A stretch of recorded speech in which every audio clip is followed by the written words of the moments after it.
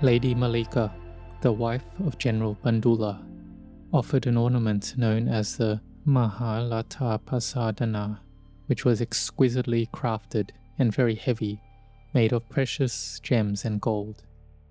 This magnificent and expensive ornament could only be worn by those who possessed great merit and spiritual perfections.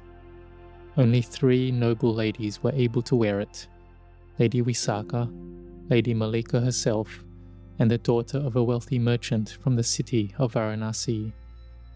When Lady Malika saw the procession of the Buddha's body being carried by the Mala kings to be cremated, she was deeply moved with faith and devotion. As a result, she offered the Mahalata Pasadana ornament to the Lord Buddha. Lady Malika was one with strong faith and had noble virtues, having attained the first level of enlightenment known as Sotapanna, stream enterer. Lady Malika was the daughter of one of the Mala kings of Kushinara. As she grew older, she married a general named Bandula, who was the son of another Mala king. The couple later moved from Kushinara to the city of Savatthi to seek the patronage of King Pasenadi of Kosala. Her husband was highly skilled in warfare and was eventually appointed as the commander-in-chief of the army. Initially, Lady Malika was not a follower of the Buddha, but after hearing the Dhamma from the Blessed One, she developed profound faith and became a devoted follower of the Buddha's dispensation. Before that, although she had been married for a long time, she and her husband had no children. According to tradition at the time, a woman without children was considered unfortunate and inauspicious. General Bandula intended to send Lady Malika back to the city of Kushinara, and she agreed to follow his wishes. However, before returning, she went to pay her respects and farewell to the Buddha. The Blessed One asked her why she was returning and what the reason was for the general sending her away. She then explained that it was because she could not bear children for him. She was infertile. The Buddha then told her that if that was the reason, she did not need to go. Hearing this, she was overjoyed and went to inform General Bandula. Not long after, Lady Malika conceived and gave birth to 16 pairs of twin boys, a total of 32 children. How that was possible is hard for us to imagine. But in those times, there were things beyond the comprehension of people today, yet they happened. Just as if we were to tell people from that time that perhaps 2,500 to 3,000 years in the future, that one day people would travel in cars, on high-speed trains, or fly in airplanes, that cars could speed on the roads, and all people would be able to soar through the skies in a big machine, they would find it hard to believe.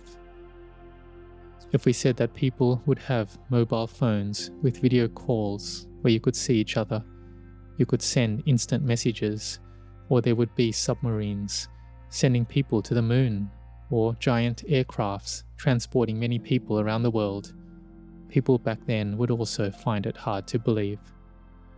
Likewise, we might wonder how someone could give birth to 32 children. How could they even fit in the womb? But such was the case with Lady Malika.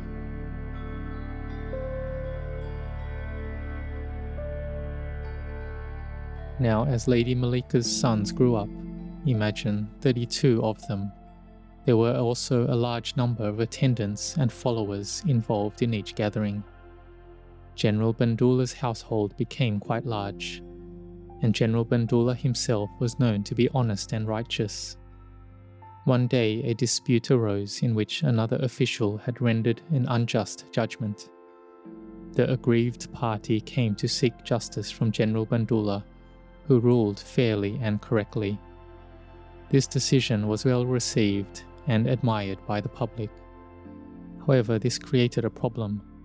The former official was at risk of being removed from his position and replaced by General Bandula. As a result, he grew angry and vengeful. Out of spite, he began to slander General Bandula, spreading rumors that General Bandula and his many sons and followers were plotting to overthrow the king and take the throne for themselves. King Pasenadi of Kosala, hearing these accusations repeatedly, eventually became suspicious and paranoid. In the end, he devised a plan to eliminate General Bandula and his 32 sons. He fabricated a story about bandits raiding the borderlands and ordered General Bandula and his sons to go and suppress them. But upon arriving, they found no enemies at all. They were told the bandits had already fled. As they made their way back, they were ambushed and assassinated, all of them killed. Coincidentally, on that very same day, Lady Malika had invited 500 monks to her home for alms offering. Then an incident occurred during the offering. One of Lady Malika's attendants stumbled and dropped a food tray, causing it to fall and shatter in front of Venerable Sariputta, who was presiding over the meal offering. Upon seeing this, Venerable Sariputta gently reminded Lady Malika that all things are subject to breakage and decay, that this was natural, and encouraged her not to feel distressed over it.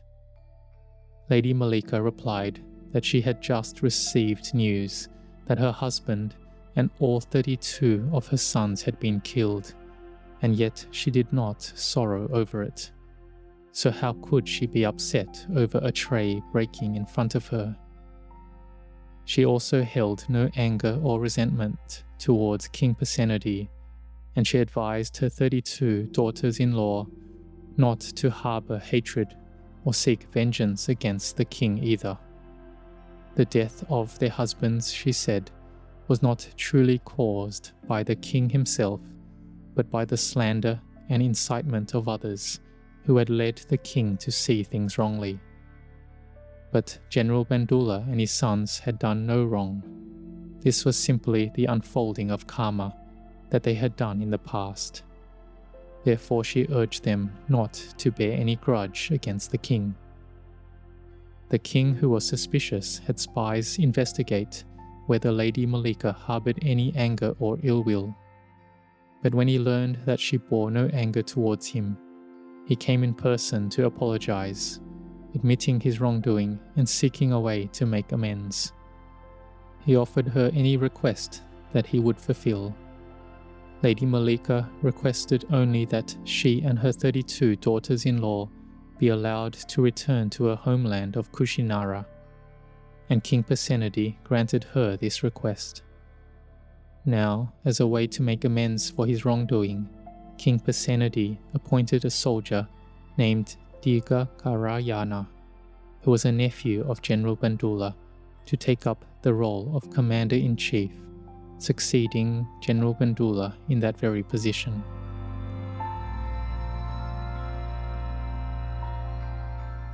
So let us reflect. What lesson can we draw from this story? As human beings, we all have things we love. When material possessions break, perhaps a treasured item, an expensive dish, or a useful household tool, we naturally feel sorrow. Things we're attached to can break, be lost, or stolen, and we grieve over them. Or if we own property, land, or a house, and it's deceitfully taken from us, how would we cope? It's only natural to feel pain and loss. Even more so if our very means of livelihood, perhaps the last tool or resource we have, is broken, or if our vehicle, essential for making a living, if we don't have it anymore, it becomes difficult for us to earn a living, so we're anxious, worried, and fearful. The fear of disasters, being scared of thieves coming to steal our belongings. This can even make us lose sleep, constantly haunted by the thought that someone might come to steal or destroy what we depend on. Now let us consider How was Lady Malika able to compose her mind in the face of such loss? For most of us, even the loss of a child, a parent, or a loved one brings deep sorrow. Some grieve so intensely that they cannot recover emotionally. Some even lose their sanity or fall into depression. Yet how was Lady Malika, who lost all 32 of her sons and her husband, how was she able to remain composed? She was truly an extraordinary woman.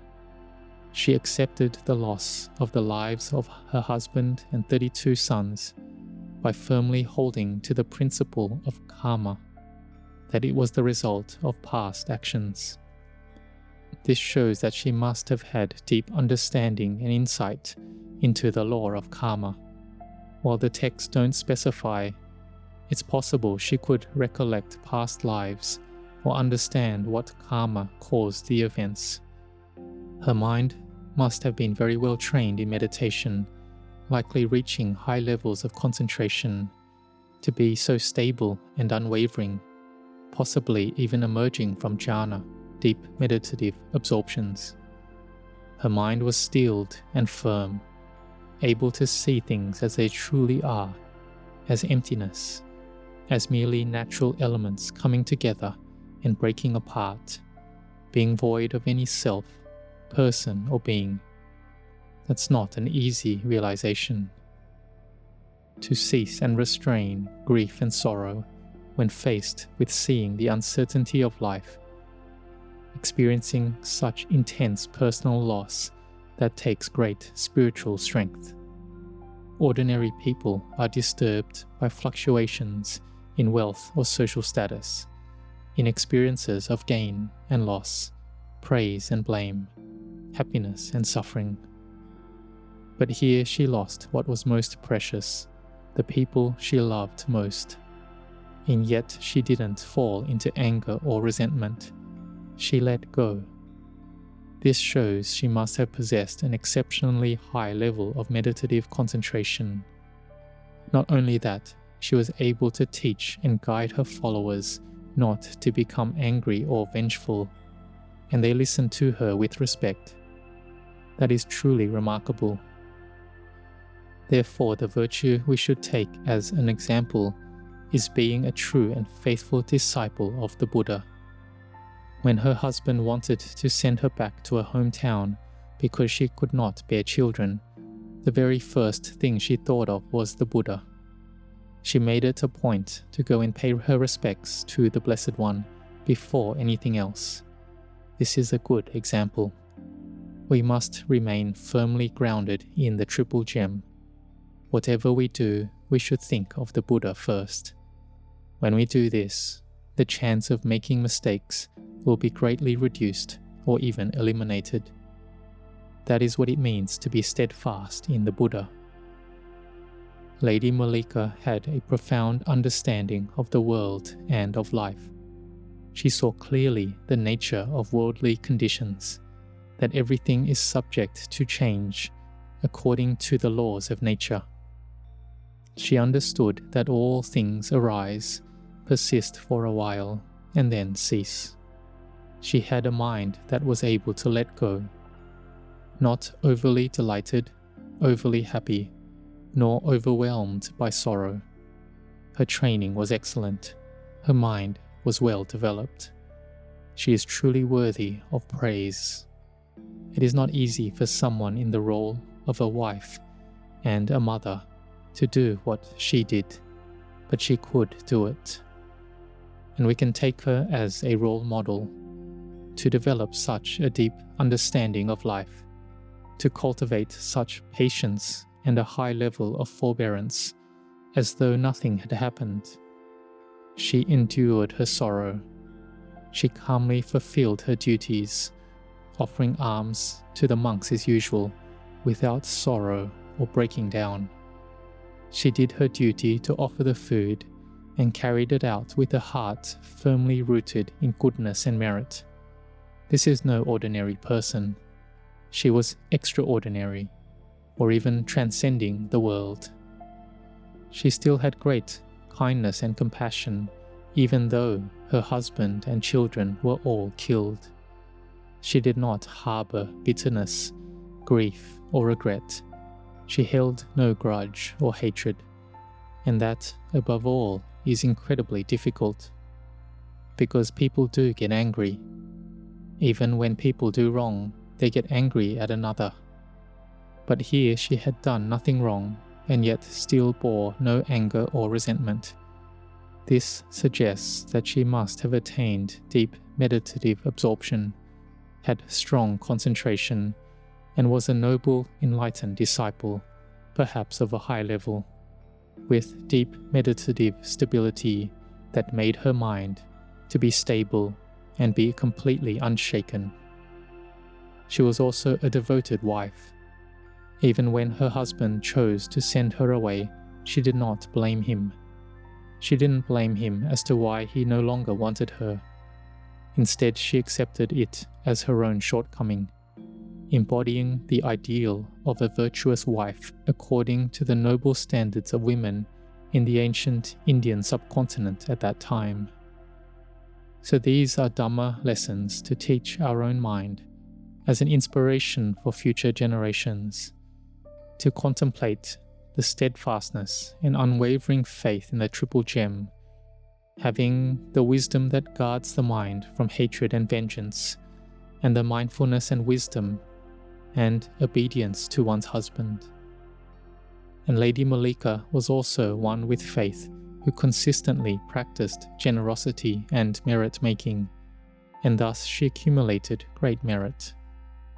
This story took place during the time when the Mala kings were preparing to cremate the body of the Buddha. Lady Malika happened to be in that very town at that time, so it is part of the events surrounding the cremation of the Blessed One's sacred body.